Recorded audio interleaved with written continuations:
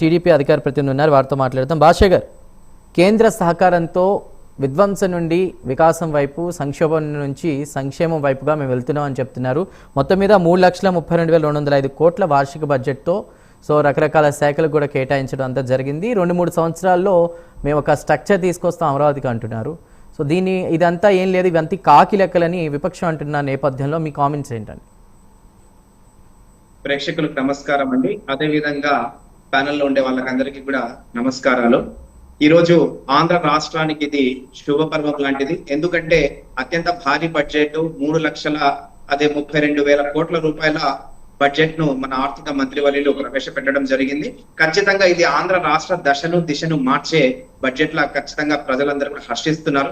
ఎందుకంటే మనం చూసాము గత వైఎస్ఆర్ కాంగ్రెస్ పార్టీ హయాంలో అన్ని బడ్జెట్లు అన్ని కూడా నిరాశజనకంగా ఉండేది. కానీ ఈ యొక్క కూటమి ప్రభుత్వంలో బడ్జెట్ మనం చూస్తే ఒక నూతన ఉత్తేజాన్ని, ఒక నూతన ఉత్సాహాన్ని కలిగజేసే బడ్జెట్ మనం చూస్తున్నాం. కాబట్టి ప్రతి ఒక్కరు కూడా, ప్రతి వర్గం అందరూ కూడా సంతృప్తి పరిచే బడ్జెట్ లా ఉంది. ప్రతి ప్రాంతానికి సమన్యాయం జరిగేలా ఈ యొక్క బడ్జెట్ కేటాయింపులు అనేవి ఉన్నాయి. మనం చూసుకున్నాం, ప్రతి ఒక్క వర్గం చూసుకోండి, ప్రతి ఒక్క శాఖ, మనం ఆరోగ్య శాఖ తీసుకున్నాం, వ్యవసాయ శాఖ తీసుకున్నాం, భారీ కేటాయింపులు మనకు జరిగింది. కాబట్టి సంక్షేమానికి అదే విధంగా అభివృద్ధికి రెండు కళ్ళలాగా చూసుకొని ముందుకు తీసుకుని వెళ్ళే ప్రభుత్వం కూటమి ప్రభుత్వం.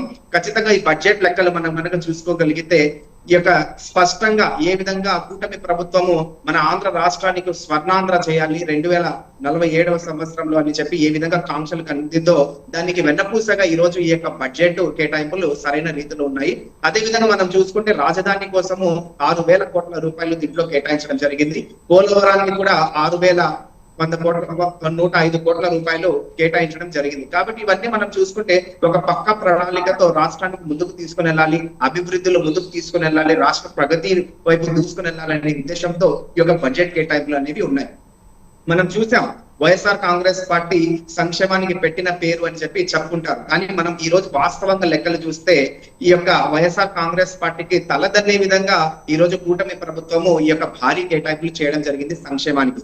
మనం ఒకసారి చూసుకుంటే తల్లికి వందనం కింద మనకు దాదాపు 67 లక్షల మందికి లబ్ధి చేకూర్చే విధంగా ఈ బడ్జెట్ లో కూడా 9,668 కోట్ల రూపాయలు కేటాయించారు. అదే మనం చూసుకున్న వైఎస్ఆర్ కాంగ్రెస్ పార్టీ హయాంలో కేవలము 6,500 కోట్ల రూపాయలు, అదే 42 లక్షల మందికి లబ్ధి చేకూరేలా ఉంది. కాబట్టి ఈ యొక్క ఒక కుటుంబానికి, ఒక ఫ్యామిలీకి ఒక పిల్లగాడిని అని చెప్పి వైఎస్ఆర్ కాంగ్రెస్ పార్టీ ఆ రోజు చేస్తే ఈ రోజు ఇంట్లోని ప్రతి ఒక్క పిల్లలకు అర్హత కలిగిన ప్రతి ఒక్కరికి కూడా మనకు ఈ యొక్క లబ్ధి చేకూరాలని చెప్పి తల్లికి వందనం పేరిట ఇంత భారీ కేటాయింపులు చేయడం జరిగింది. కాబట్టి ఒకసారి మనం చూసుకుంటే ఎస్సీ, ఎస్టీ, బీసీ, మైనార్టీల కాంపోనెంట్స్ కూడా మనం చూసుకుంటే ఖచ్చితంగా అధిక శాతం మనకు ఈ యొక్క కేటాయింపులు అనేవి జరగడం జరిగింది. ఒకసారి మనం క్లుప్తంగా చూస్తే బీసీ సామాజిక వర్గానికి మన బడ్జెట్ లో బీసీ కాంపోనెంట్ 51,000 కోట్ల రూపాయలు కేటాయించడం జరిగింది. అదే వైఎస్ఆర్ కాంగ్రెస్ పార్టీ హయాంలో కేవలం 38,000 కోట్ల రూపాయలు ఉంది.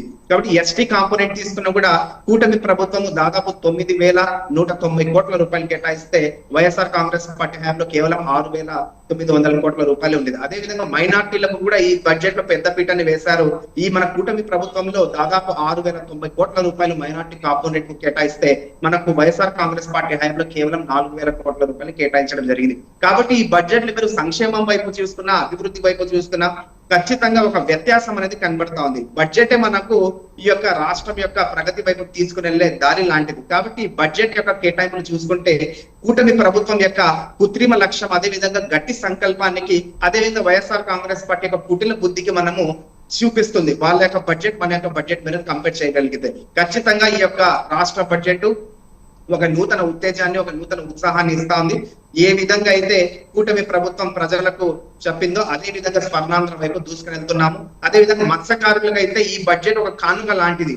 10,000 రూపాయల కానుకను మనము 20,000 రూపాయల సహాయం కోసము పెంచడం జరిగింది. కాబట్టి ఈ బడ్జెట్ కేటాయింపుల ద్వారా మత్స్యకారులకు ఈ ఏడాది ఖచ్చితంగా 20,000 రూపాయల ఆర్థిక సహాయం అందబోతోంది. కాబట్టి ఇరిగేషన్ ప్రాజెక్ట్ మనం చూసాం, వైఎస్ఆర్ కాంగ్రెస్ పార్టీ చలువ పోతిరెడ్డి పాడు అని చెప్పి పగటి వేషాలు వేశారు. కాబట్టి ఏదో చిత్తశుద్ధి లేదు కూటమి ప్రభుత్వానికి అని చెప్పి వాళ్ళు చెప్పాలనుకున్నారు. కానీ ఈ యొక్క బడ్జెట్ కేటాయింపులు చూస్తే వాళ్ళకు ఖచ్చితంగా ఇది ఒక చెంపపెట్టు లాంటిది. దాదాపు 18,000 కోట్ల రూపాయలు మేజర్ ఇరిగేషన్ కోసం ఈ బడ్జెట్ కేటాయించడం జరిగింది. పోలవరాన్ని కూడా ₹5 కోట్ల కేటాయించడం జరిగింది. కాబట్టి ఇక్కడ మనం ఈ బడ్జెట్ ద్వారా మనకు విశ్లేషిస్తే తెలియస్తుంది ఏమంటే, ఈ యొక్క వైఎస్ఆర్ కాంగ్రెస్ పార్టీ కనుక రివర్స్ టెండరింగ్ పేరిట పోలవరాన్ని నిర్వీర్యం చేయకపోయినంటే, అమరావతిని కుప్పకూల్చకుండా పోయినంటే ఖచ్చితంగా ఈ రెండు కూడా మనకు సంజీవన్ లాంటి పోలవరం కూడా ఈ పార్టీకి పూర్తయ్యేది. అదే విధంగా ప్రజా రాజధాని అమరావతి కూడా పూర్తయ్యేది. కాబట్టి ఎన్ని జరిగినా కూడా ఆ పొరపాట్లను అన్నిటి కూడా సరిదిద్దుకుంటూ ఆ యొక్క గాయాన్ని మనము మయమరుస్తూ ఖచ్చితంగా ఇక్కడ నుంచైనా కూడా ఆంధ్ర రాష్ట్రం ముందుకెళ్లాలని చెప్పి ఇంత భారీగా కేటాయింపులు ఇచ్చుకొని ఒక పకడ్బందీగా ప్రణాళికతో కూటమి ప్రభుత్వం ముందుకెళ్తా ఉంది. ప్రజలందరూ కూడా హర్షిస్తున్నారు. అంతా కూడా ఆంధ్ర రాష్ట్రానికి మంచి జరుగుతుందని చెప్పి ఈ సందర్భంగా తెలియపరుస్తున్నాను. రైట్ జిలాని గారు మాట్లాడదాం. వెంకటేశ్వర రెడ్డి గారు